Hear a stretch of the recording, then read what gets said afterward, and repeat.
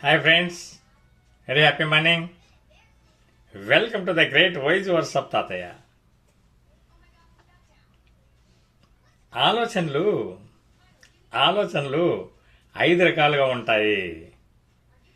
Positive thinking number 1, సానుకూలంగా ఉండడము. Negative thinking అన్నీ కూడా వ్యతిరేకంగా భావించడము. కన్వర్జెంట్ థింకింగ్ ఒక సమస్యకు ఒక పరిష్కారం లాగా ఉండే ఆలోచనలని కన్వర్జెంట్ థింకింగ్ అంటాం. డైవర్జెంట్ థింకింగ్ ఒక సమస్యకు ఎన్నో సమాధానాలు దొరుకుతాయి, ఎన్నో పరిష్కారాలు దొరుకుతాయి.